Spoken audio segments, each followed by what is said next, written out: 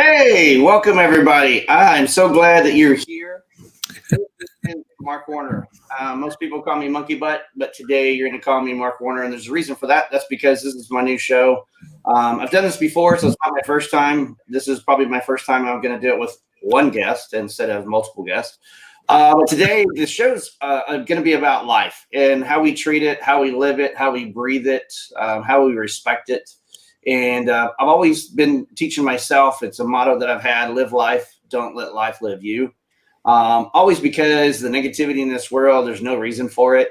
You're the only one that can change. And I believe that you can take the positive better than what the negative gives you. And you're the only one that can control it. And if you do have negative, figure a way to work around it and make your life a little bit better than what it is today. If you're depressed, something's not going your way. If you take a second to breathe, just take a deep breath on it and realize it's not that big of a deal. However, that being said, we all have emotions. We do get upset, and there are things that we get angry with, but you can control that. And there is a certain way that you can do that. I'm not going to be the one that's going to tell you how to do that. It's going to be different for everybody. I've learned a way to do it myself. And my guest today, Stuart Sax, has learned a way to do that himself as well for the last 70 plus years. Here's the thing: at the end of the day, we're all human. Everybody sees and says that there is multiple races out there. Well, maybe there is in the nationality of saying that you're black or you're white, or if you're saying that you're a Christian, you're non-Christian, or if you are Indian, African-American, white, whatever, Caucasian, whatever it is that you are, those are races. But there's really only one, and that's the human race. I'm for one that don't see color. I'm for one that don't see the negative in people. I see the positive first. The negative comes when you've distrusted, disrespected, misaligned your life in a way that it's just 100% negative. Then I choose not to be in that part. I choose to maybe help you a little bit. Maybe I can't. And if I can't, then I let you go. But if I can, then I'm going to be your friend. And my friend Stuart Sax here today with me on this show is none other the same way with me. I see him. I've been with him for years now. I see how him and Lauren live their life, and I see how he chooses to live his life.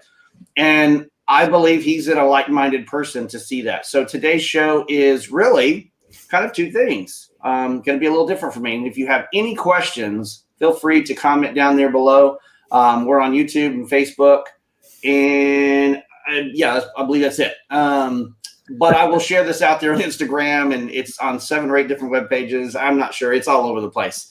I saw that I could go live, and I went click, click, click, click, click, click, and that's exactly where we went. So if you have any questions, make sure you comment below. But let's talk today to this gentleman right here, Stuart Sax. I know. See, I had to do the same thing because I was like, okay, so he's right there because I'm looking at the screen. Right. Yeah, but it's this way. So, yeah. So I have to look to the right to turn left to see you. So you know what's kind of interesting? So the service that I use here, which is StreamYard, if nobody knows what I'm using StreamYard. And I know my camera is kind of on a low angle, guys. I have not finished up my studio, so my camera is sitting right here. You can see a little part of it, but I haven't set it all up to be the best. So I'm using a webcam, but eventually it'll be there. And I'm hoping you can hear me good because my audio is not all professional either. It's the can mic on that thing. Oh, sounds great. Yeah. Well, I mean, it is what it is. You know, it's it is. You work with the technology. It's not how you say it; it's what you say. See, now if people could say that more often, that's the taking a step back for a second and breathe, take a deep breath, and realize the situation you're in. Right. Yeah. So, Stuart, there's I want to kind of just back up a little bit and get involved in Stuart's life for just a second because we're going to dive a little deep into maybe there's something you don't know.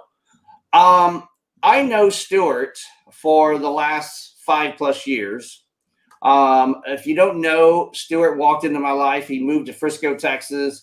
Him and his wife ran a successful business for many years, decided to move with the grandchildren, and decided to make home in Frisco, Texas, and wanted to get back into radio. What a lot of people don't know is when I say get back into radio, he was in radio for a while. Before he served Vietnam, And before he probably didn't even know that he was going to be in radio long term, but he served in that element.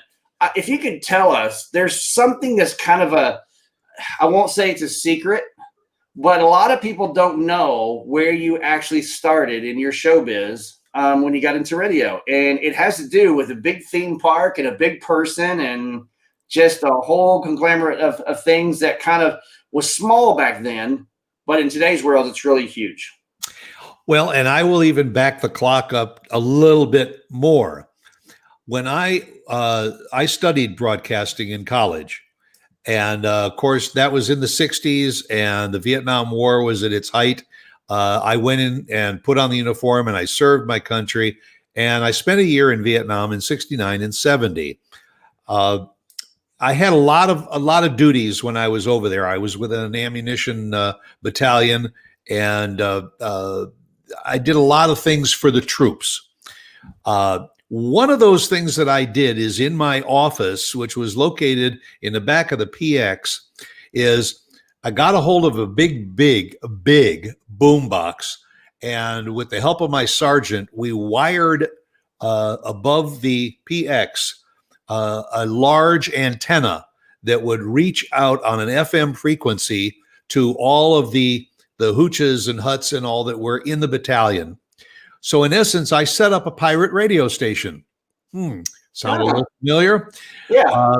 I played music at night. The guys could call in and tell us to say hello to their wives and their kids, and we would send little information. And I did that probably for about 6 or 7 months, ran this little pirate radio station. Well, fast forward, I get out of the service and I go to the movies, and I see this movie with Robin Williams, and it's called Good Morning Vietnam. And I'm thinking, wait a minute, he's living my story. But I did not know who Adrian Cranauer was at the time. I did see a little write-up in the Stars and Stripes, which was the military publication we always got. But I just set up that radio station because I wanted to, and I wanted to do it for the sake of the troops. So that was my dark past, was that I think that I actually broadcasted to my Elise battalion before Adrian Cranauer went through the Armed Forces Vietnam Network and broadcasted, all over South Vietnam. Right. But so I served my country. I come back home and I decide, where am I going to go? And I decided, of all of the 48 contiguous states at the time, I picked 2 states that I thought I wanted to go to. One was South Dakota, and the other was Florida. So the polar opposites. Yeah, exactly. So anyway, I ended up in Florida. I got a job with a TV station in Orlando, Florida. This was in 1970. And I was 4 years old, by the way. but you knew who Mickey Mouse was. Yes. Yes. So in 1970, I went to Florida, and while I was working at the TV station, which by chance happened to be an NBC affiliate, which was the network that the Wild World of Disney was on, I was with the TV station for maybe a month and a half, and all of a sudden we started doing promos for this thing that was coming to Orlando at Lake Buena Vista, which nobody had heard of. Right. But Lake Buena Vista, little by little, was the Disney organization buying up land all over Orlando, and they announced to the world that it was going to be the site of Walt Disney World. Well, meeting some of the people in promotions from Disney, I got a job with Disney, and I worked with the entertainment division. And my probably biggest claim to fame that most people don't know about me was when the park opened in October of 1971. I had been there about a year or so, and I was the first park announcer for Walt Disney World. I didn't know that. I don't know that you shared that with me. I was that pleasant voice that came through all the loudspeakers that said, Good afternoon, ladies and gentlemen, boys and girls, and welcome to Walt Disney World. And then I would read the things that were going on. We used to bring in high school choirs and bands from all over. Elite started with Florida and then around the country, and they would entertain every afternoon in front of Cinderella's castle. And I would do the promos prior to them coming, and then I would actually go down to a microphone stand in front of Cinderella's castle and introduce the band director of the choral director of the group that was going to be entertaining that afternoon. It was fascinating. It was like a once in a lifetime type of a job. In between, I would go down into the catacombs underneath the park, and in fact, it was underneath Cinderella's castle where we had our studios, and we would record a lot of our promos. So that was kind of my way of kind of getting back into broadcasting early, and then once everything got established by about 1972, everything was running well at Disney World, and they decided they didn't need both a promotion arm in Florida and one in Anaheim, California. And Jack Armstrong, who was the announcer in California and had been with them for decades, decided that they didn't need the two separate studios and everything. Everything was going to be consolidated to California. And I never really was ever a California fan. Yeah. So I decided, okay, I've had my fun and my got a nice item on my resume. Right. I'm going to go back to Chicago and go back into radio in Chicago. And then I think a lot of people already know I got sidetracked with my family's business. They were in the women's fashion retail business.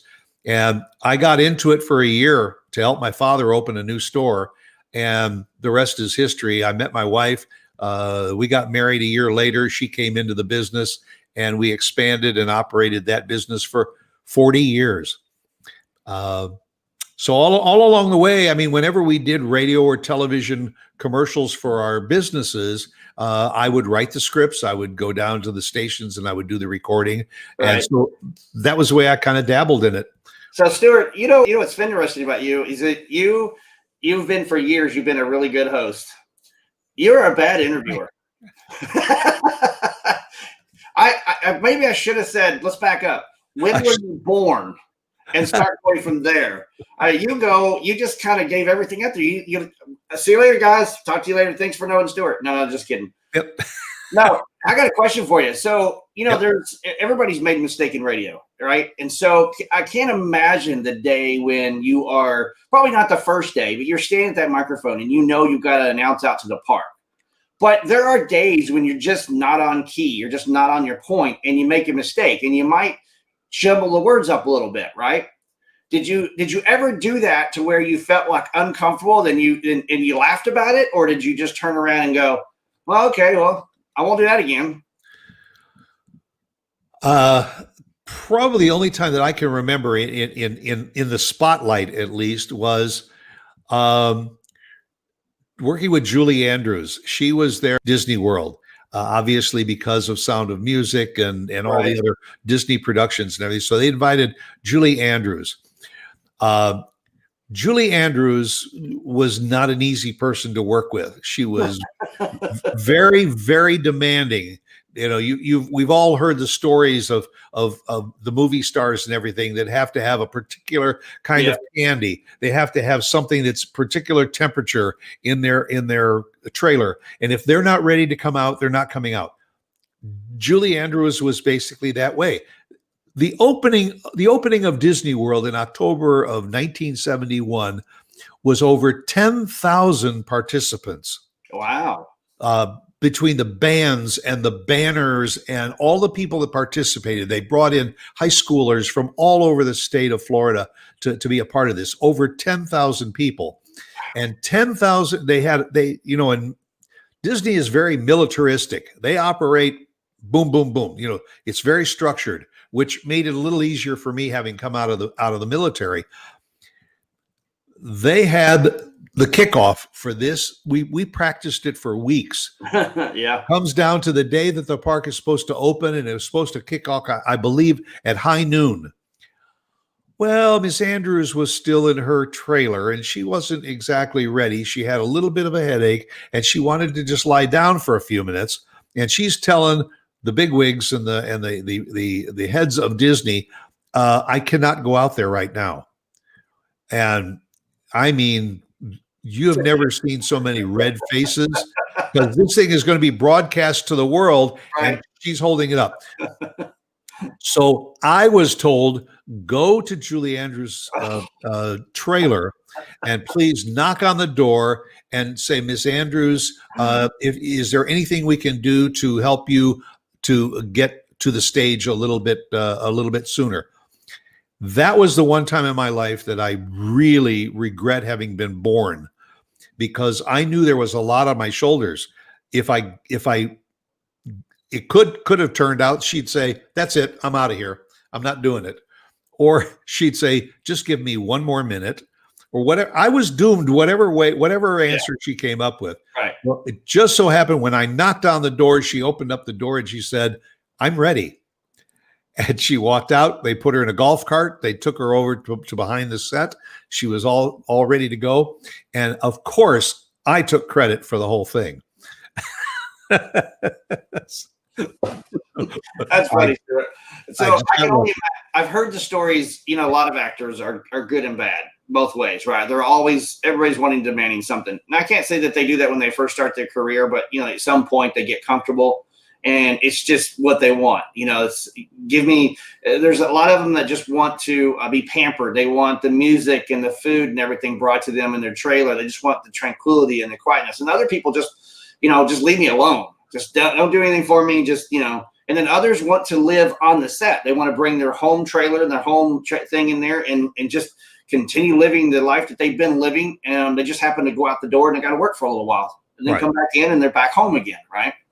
But so I'm going to ask you a few questions, Stuart. Some of these are going to be, I'm going to put you on the spot and, Try. Yep. Come on. Give me your best shot. Just try your hardest to give me one word. Okay. One word. I don't need a sentence. I'm not looking for a sentence, but if you can't answer it in one word, then give the explanation of why you can't give one word. Okay. Okay. So you have a friend that is wanting to introduce you to somebody and the person mentions their name. We'll just give a fictitious name out there. His name is Andrew. What is the first thought that comes to your mind when you meet a person?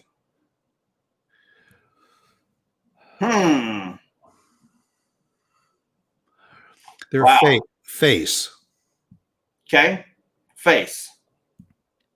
I'm gonna have to elaborate on that. Why? Why face? Because I think you could tell a lot by a person by their face. By when somebody introduces me to somebody, it's their facial reaction. Like they look at you like, oh, I don't really want to meet you. Or, well, hi, how are you? Out goes the hand and you shake hands and start the conversation. You can tell a lot by somebody's face. So I totally agree with that. And there are times when I can't look at a person in their eye. And so mine is really kind of more like mid-waist. And then I'll look down, look up because I'm looking at their demeanor. I'm looking at how they move. I'm looking if they got their hands crossed or if they're, not paying no mind, and if they're not, well, guess what? I'm going to have the same attitude. I'm going to try and be positive.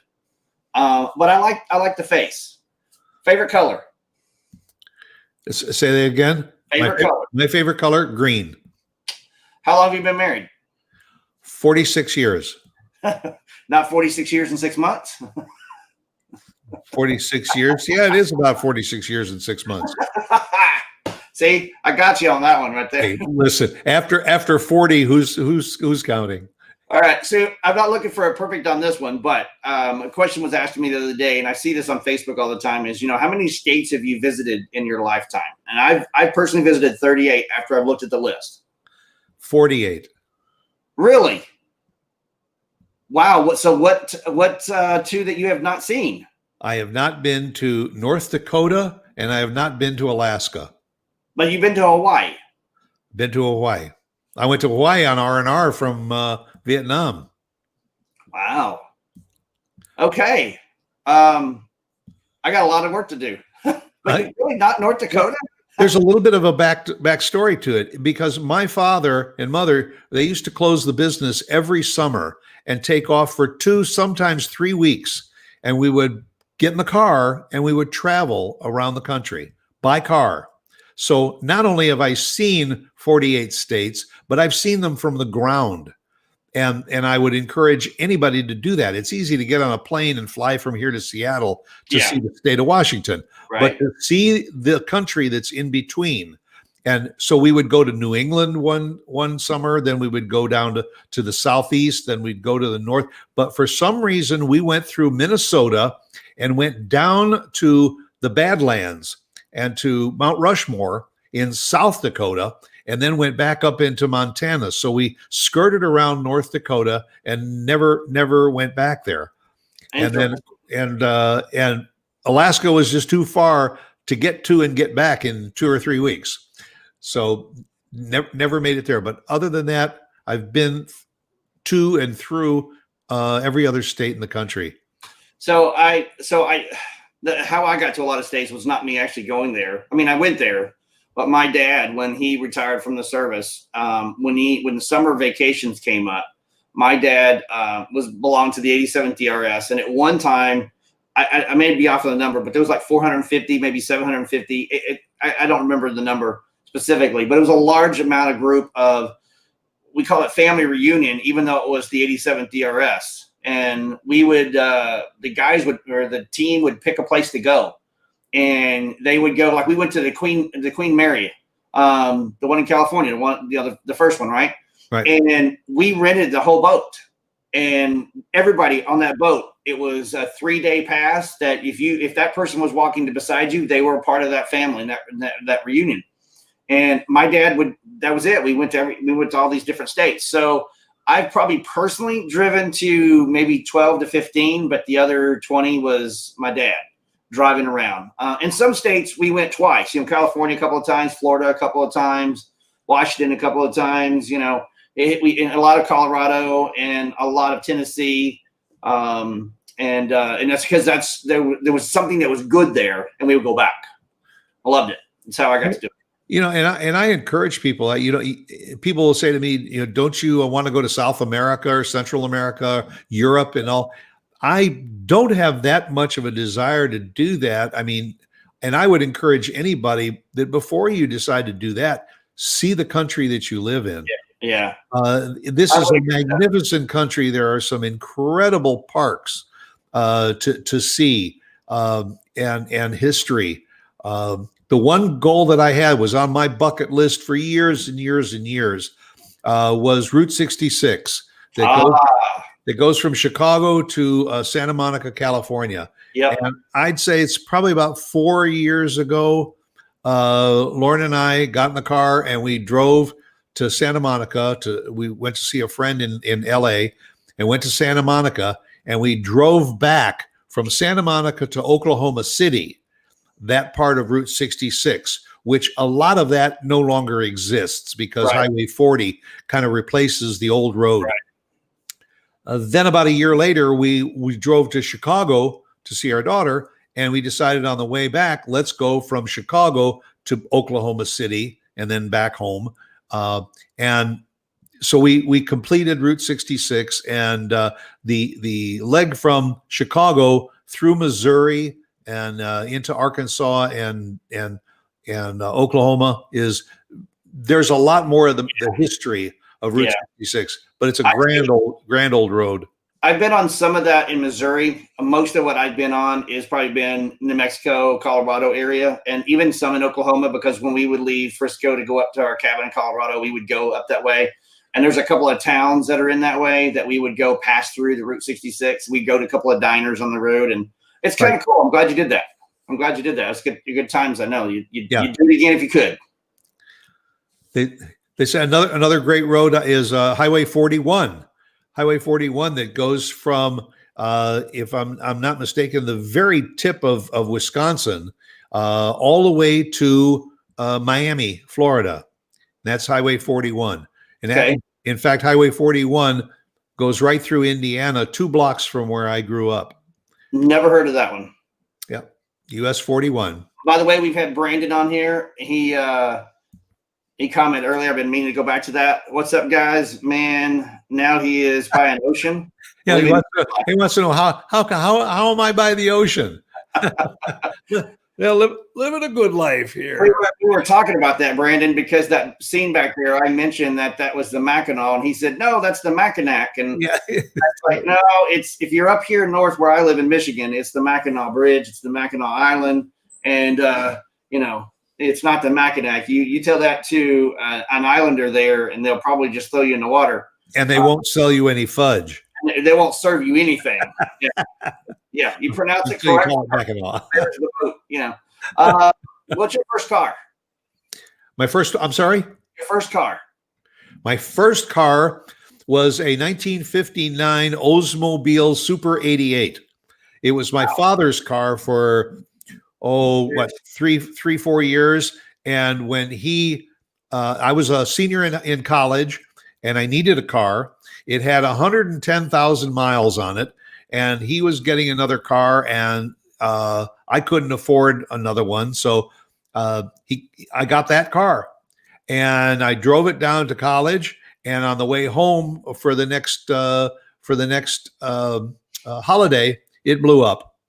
So that car. And if anybody ever remembers, the cars from around 1959 and everything, they make a Hummer look like a Toyota.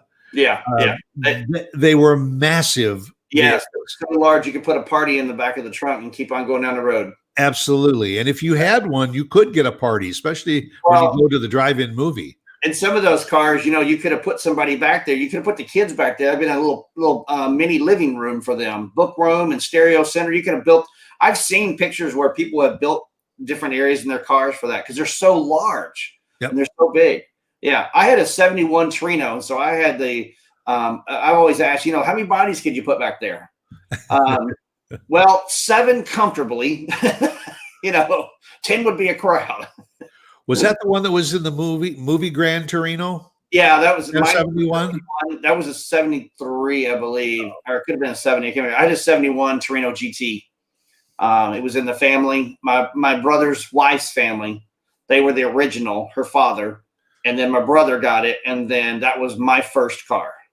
So you still have an antique auto? I do. I have a 72 Olds Cutlass Rocket 455, 442 convertible. And yep, I brought it here with me to Michigan. Sits in a storage right now since I don't really have a garage. And there's somebody that's watching this show right now and saying, what's an Oldsmobile? So that's the interesting thing. So my dad, I don't know that my dad's, I really honestly can't tell you if my dad ever owned a Ford or a Chevy.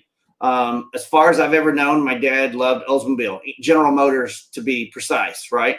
But we went through a lot of station wagons because there was 3 of us kids. And so every time my dad would drive a station wagon for a while, then he would get another station wagon.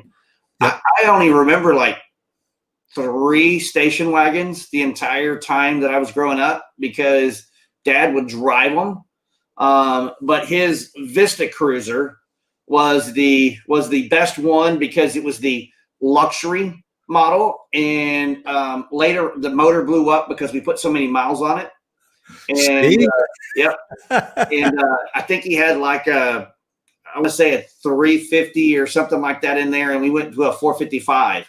And I remember going to Branson, Missouri, and it was our first trip. And Dad was complaining out the yin yang because gas was just going through that sucker. And, it's just like he would, I would be. And that's when gas was what, 39 cents a gallon? Yeah. Yep. So my dad was, if you thought it was difficult to get your dad to stop to go to the restroom, okay. In this car, we had to cruise because we knew the gas was just flowing just right, and we were getting good gas mileage. If we had to stop and start, then he was going to get angry with it. So we only stopped when he had to stop. So, yeah. Anyways, okay. So let's go. What year were you married? 1974. Awesome year. Awesome year. It was getting better and better. Yep. 74 was good. 75 was better. 76 was better. And each year after that gets even better and better and better. And now I'm just praying we make it to 50. What is your favorite word? I have to think about that. Right? Somebody asked me that the other day, and mine's, while you're thinking about it, mine's always, I'll say, that's good. Or it's good. If my wife asks me how dinner is, it's good. It depends on how I say it. It's good. Or it's good. Oh, you didn't like it? Saying a word that you use often? Yeah, word you use all the time. Your favorite word? Outstanding. Outstanding. I use that word a lot. Where was a phrase was if anybody's asking, I'm outstanding. Oh, yeah, or outstanding in a person who's outstanding in their field. Yeah. And a picture of a guy who's outstanding in a field. Gotcha. All right. So this one's going to be a little bit more question asking. So this show is really about live life, don't let life live you. And the reason I brought you on this show today was because I believe you have the same philosophy and the same mentality that I see in people. I try not to see the negative in people. Sometimes it's very easy to see that negative because their demeanor, their attitude, their posture, the words that come out of their mouth. You know, you want to think different about them, but when they just blow it up right in front of you, it's all you got, right? But one of the things that I think you do that I do a lot, and that is when you meet somebody, there's a connection, there's a bond that starts to happen. And each person, you're going to find that different bond and different connection. No two are the same. But the one go-to thing that you probably always do, and if it's like me, I try to find where they're at in life. I want to try to, I don't want to get to I'm not a therapist. I don't want to get to the nuts and bolts, but I see a sadness, or I see a not happy. I see something that's just not right, and I want to make that happy. I want to figure out what that is, and that's how I end up making friends. That's because I will help them out along the way to try to figure out. Have you found yourself in that situation? Because I think I've seen how you connect over the years with people, and I've seen how you bring a light to people. But I also see that you try to digress a little bit in the conversation if you see something that maybe is not set right with you. Well, absolutely, because I think to have a friend, you have to be a friend. And when I meet people, if it's somebody I've known my whole life, it's a matter of playing catch up. But I really value meeting new people, and especially people that are not like me. I mean, that's what I based my whole show around, was meeting people, and not only because of who they are and what they do on the surface, but it's the backstory that is so interesting. And Right. Because of that, I think I've been able to interact with people on a better level. I find that when I talk and meet somebody and interact with somebody that is different from me, different background, different upbringing, different ethnic background, it's a challenge for me because I want to speed up the process. I want to learn as much as I can to break down any barriers that might be there. And because that's the only way that we as a people can move forward. You said something earlier about the fact that we're all human beings. Yeah. Whatever the color of our skin, if you peel away that black skin or brown skin or yellow skin, and what the nerves, the muscles, the blood, the skeleton, it's all the same. Yep. So the old phrase, you can't tell a book by its cover. Right.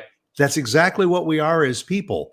You don't know who that person is until you get under their skin and find out who they are, and determine how much difference you have, and can those differences be bridged. And probably 95% of the time, they absolutely can. Right.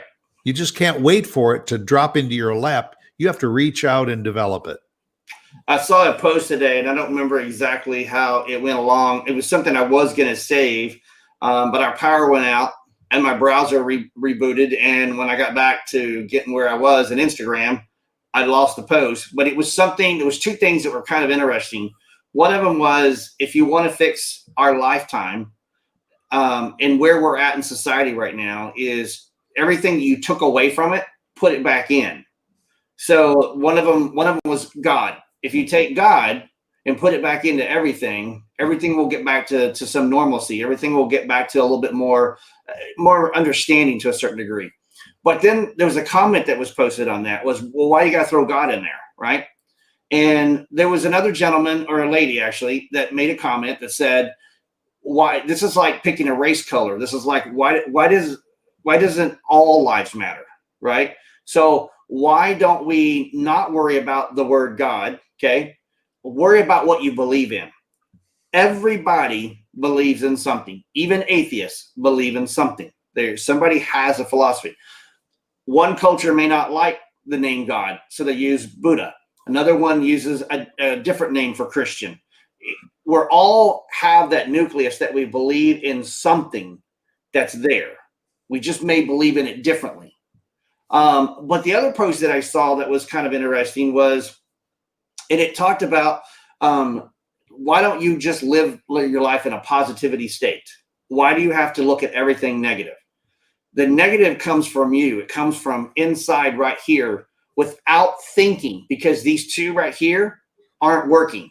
One has a gut feeling that listens to the heart, and one has a gut feeling that listens to the mind. And if the mind wakes up in the morning and it's in a bad mood, guess what? Everything you look at and everybody you talk to, always going to be negative, right? Yeah, Judge Judy often says to the people that are in her courtroom and she says, I want you to listen. That's why God gave you 2 ears and 1 mouth, so that you would listen more than you speak, or you listen before you speak.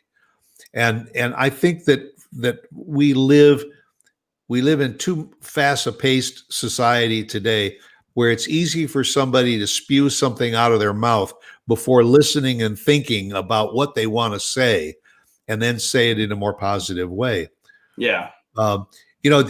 Something else that I just read is, it talks about, supporting each other's ability to have their own opinion and all.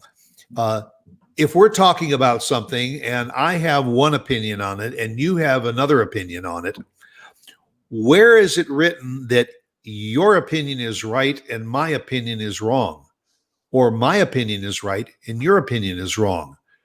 The bottom line is, both of our opinions are right, because they're right for us. Right. And to engage in meaningful conversation, to try and understand the other person's point of view, to see how far off it is from yours, that maybe you find that maybe there's a narrower gap between the two of you than you really thought. But if both are think that they're right and will not acknowledge the other person right to be right, then we're both wrong. So I watched probably about, I want to go with about 4 years ago. I was watching Dr. Phil, and it was on Facebook. It was probably a video he did or a post that he posted, something similar to that. And it was a special series from a very good friend of his called Tuesdays with Tom. And if you go and look up Tuesdays with Tom, you'll find it on YouTube and Google, and all the videos and stuff are out there. But there was one particular that he did. It was a research segment that he had an idea of. And it was to take a room of people from all different walks of life, young, middle-aged, but not really old. Just, it was more not really putting a millennial on it, not that name, but just younger generation, a different generation. And he took, I think, 7 to 9 people, and some were Christian, some were atheists, some were gay, some were lesbian, some smoked pot, some didn't. And most of them believed in something. Most believed in something good. There's a couple that believed everything was the worst.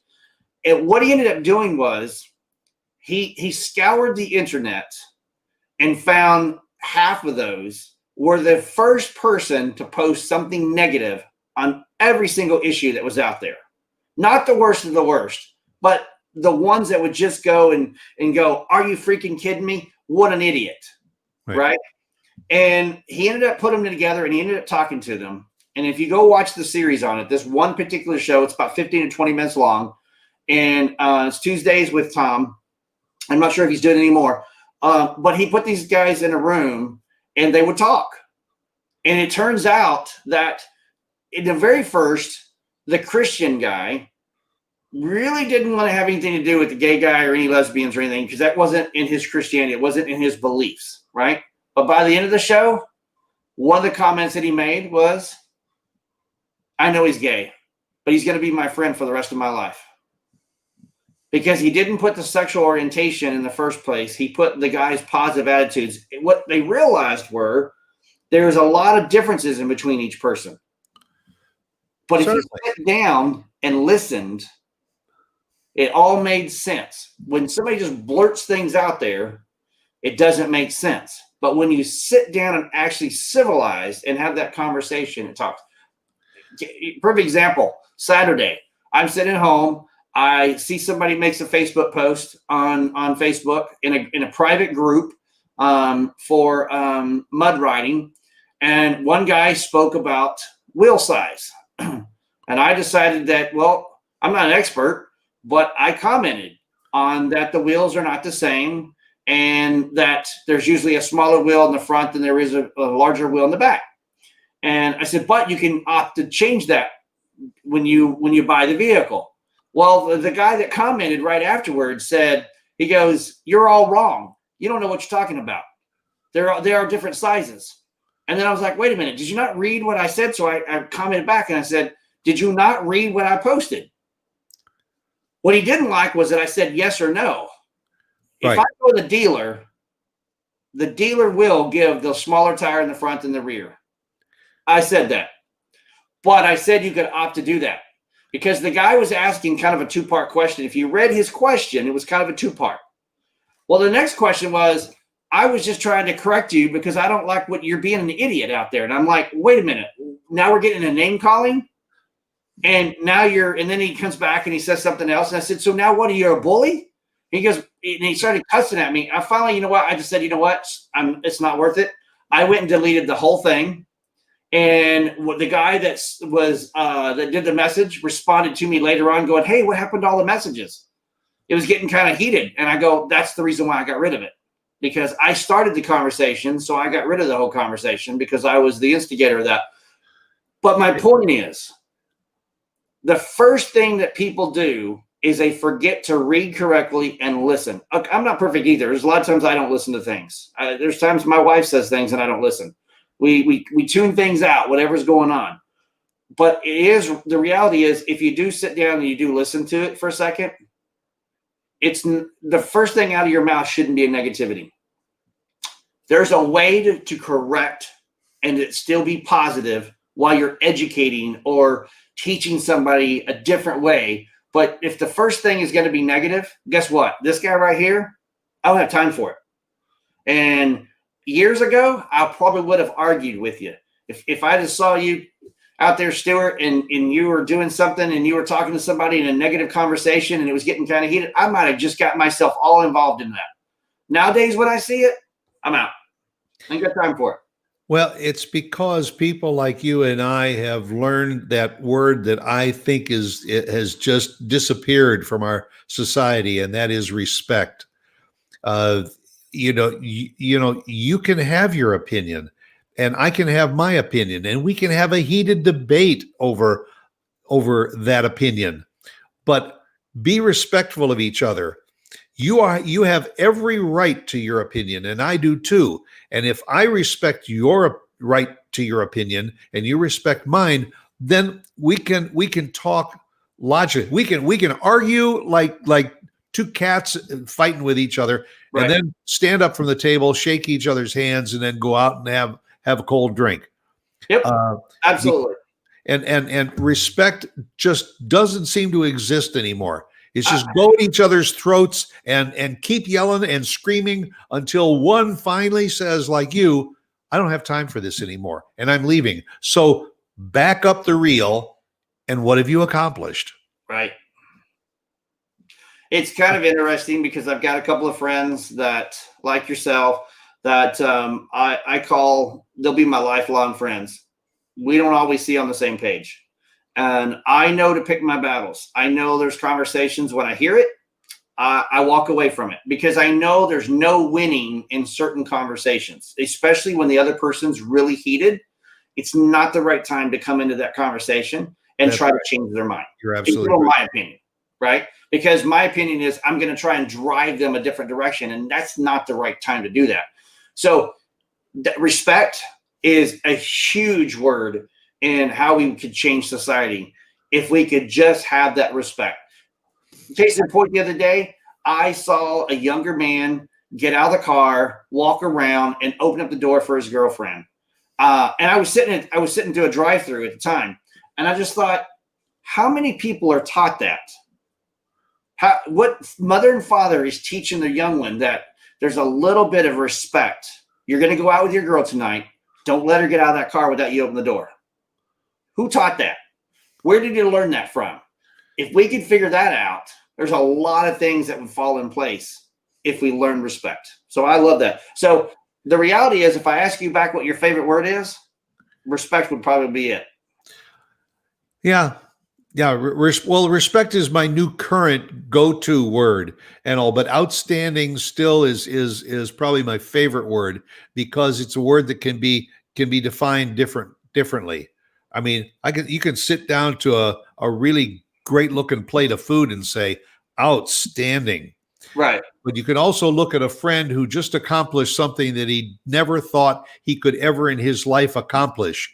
And you look at him and you say, outstanding.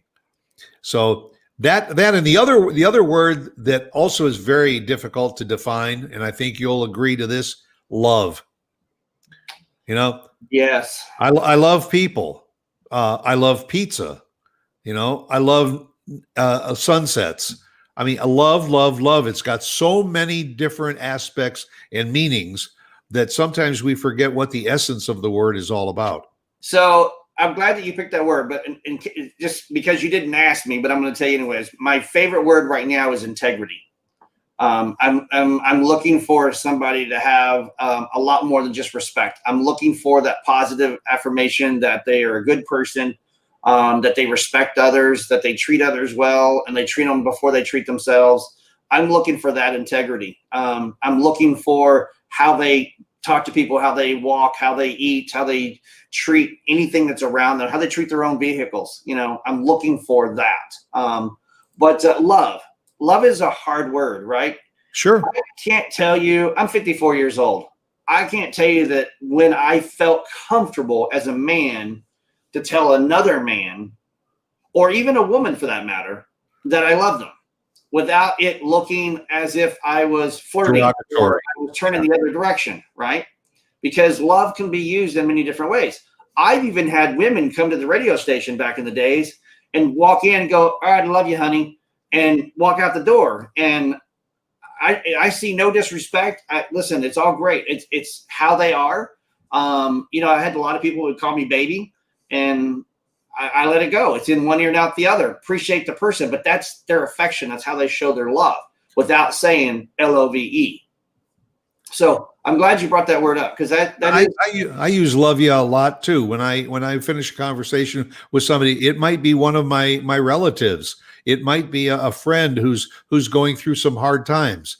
And I say, just, you know, keep a positive attitude. I'll get in touch with you in a couple of days and just take care of yourself. I love you. It's kind of funny because I won't mention the person's name, but if you know me personally, you know probably who I'm referring to. But I had a really good conversation with a good friend the other day, and he called me up, and it was probably a good 20-minute conversation. And then he had to go. Otherwise, we'd have probably talked for another hour. And he said something to me, and I said, and I hardly ever used the word brother. I didn't serve military. And all my friends use the word brother because most of my friends are been some military. So to me, it's that integrity, it's that respect that if I use that word, I didn't serve, so I'm not your brother. Buddy is my go-to word. But I said, love you, brother. And so it's interesting because he really felt it, but because his mentality, his thought process at that time was, you just told me you love me and I'm uncomfortable. So his first word was, that is so gay. Oh, right.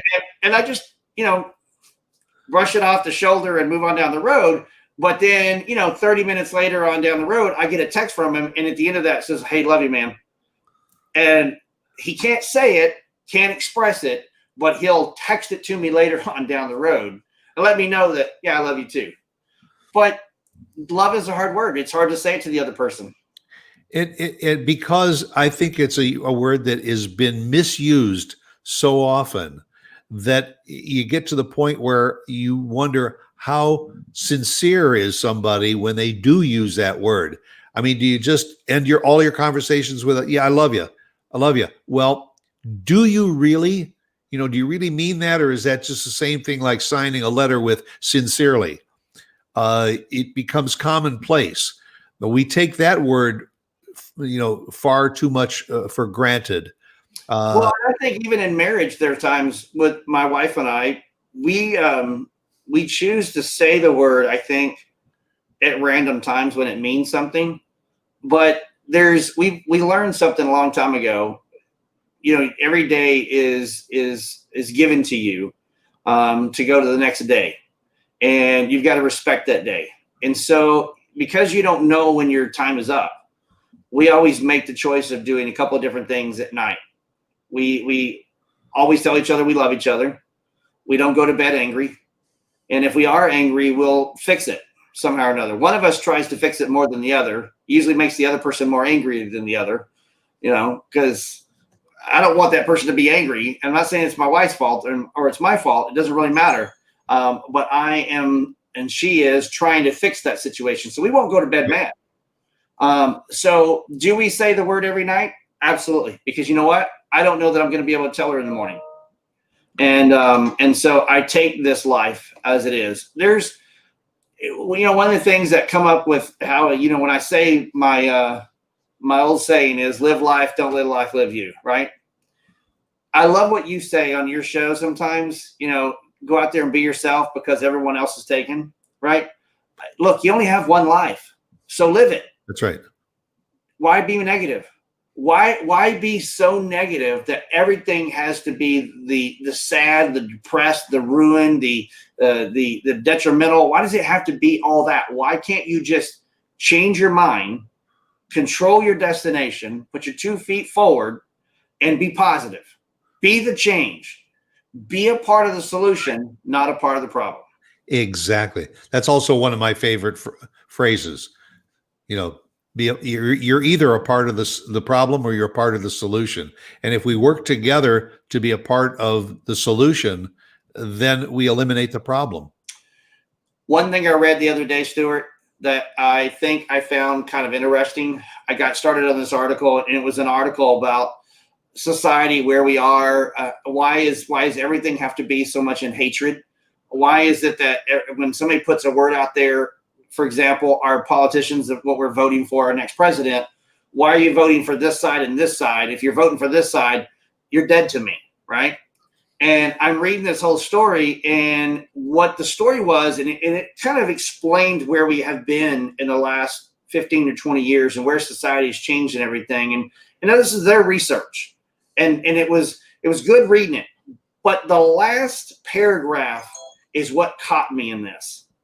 And it was something that has happened every single time in the last 25 years when we've had something not go right in our way, when we've had society drastically change, when we've had something that just wasn't working out on a global scale. One thing would happen and the world would change. And it usually was something detrimental. You can take the two towers in 2001. You can take a pandemic that comes on, and a lot of thousands of people. A volcano exploded. All the wildfires in California and some in Florida. people come together, forget about all that negativity and what's going on in our lives. Those people can't die. Those people can't suffer. If we have a lot of tsunamis and hurricanes and everything come out, what's the first thing everybody does? Everybody lends a hand. That's right. Forget about the problems. Forget about that you're black or white or yellow or pink, or that you're a Christian or non-Christian, that you want one president versus the other president. None of that matters. Hey, you're Mark, you're Stuart. Awesome. Here's my hand. How can I help you? That's what I wish society would get more of. Well, and another good example of that is the military. Yeah. If you're standing guard on the bunker line overnight, and there's 3 or 4 other people in that bunker, and one's black and one's Latino and one's Asian and one's white and one's Jewish and one's Catholic and all, it doesn't matter a hoot who is what. You are each other's brothers, and you watch each other's backs. Absolutely. And the shame of it is, when you leave that bunker and you leave the military and you go on with the rest of your lives, very often you lose touch with those people. And like the example you said, when there's a disaster, everybody reaches out to does somebody need shelter? Does somebody need food? Can I help you? Please come over here, stay with us. But when it's all over and the rebuilding begins, very often that contact dissipates and we kind of go back to the status quo. Yep. Well, Stuart, it's been a great hour, and I really appreciate you coming on, spending a little time and having a little bit of fun. Thank you. It was fun being on the other side of the table for a change. Yeah, this was kind of an impromptu interview. I didn't want you to know anything about it. I just really wanted to find out a few basic things from you and just have the live conversation. Ending this show, I'm going to ask you kind of a difficult question. Answer it the best way you can. But we only have this one life to live. And if today was your last day, what would you say to everybody? What's the one thing that you would want them to carry on? Whether it's, you wanted it to be a legend that you leave behind, but what would that be? What would you want society to know? It's what I think I would like to have on my headstone. And that is, if I was nothing else in life, I was happy. Love it. I love it. I have not found what I want on mine, to be honest with you. I've even talked to my wife about it a couple months ago, and legend comes to mind, but I want to leave a legacy, and I don't know what that legacy is. But one of these days I'll figure it out, but I love that. I'm glad that you figured that out. Well, guys, thanks so much for spending the hour with us, and Brandon, and thanks for a few comments that I've seen out there, but thank you so much for coming out there. There's going to be more of these shows. I'll probably be very rare that a few of these will be with just one person. I'll probably have a guest, a panel of people, but Stuart's been a really good friend. And I love that he's still doing his show today. He's still putting his heart out there to do his show. If you haven't caught up and paid attention to what he's been doing the last couple of years, shame on you. But he does 2 shows a week, and it is something to talk about and someone you should know. And he is moving from Fridays after all these years to Wednesdays on November the 18th. Yep. It'll be the same time, 10 and 11, but not on Friday. So we're moving it 2 days earlier to change with the schedules and everything. And it's whole new things are going to come out with him. But sure, thank you so much for being a friend. I'm so glad that I could help you and get you where you needed to go. And I'm glad that this radio and this advertising and this whole video thing, I'm so glad that it's working out for you to be able to continue to have that voice. And thank you for giving me the platform to do it. Absolutely. Well, guys, I always say one thing to a lot of people, if you know me, and I say it very respectfully. I put a lot of thought into it over the years. It wasn't a line that I came up with overnight. This was something that happened over years, but live life. Don't let life live you. It's as easy as that.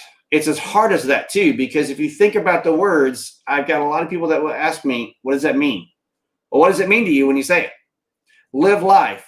Don't let life live you. If you're depressed, you're upset, frustrated, things are not going your way, you feel like you've taken a left turn and you should have taken a right turn, none of that matters. You have 2 feet, you have 1 brain, you have 2 sets of eyes, and you have 2 sets of ears, and you can only move forward. And the only mistake is when you look back and not focus on your future.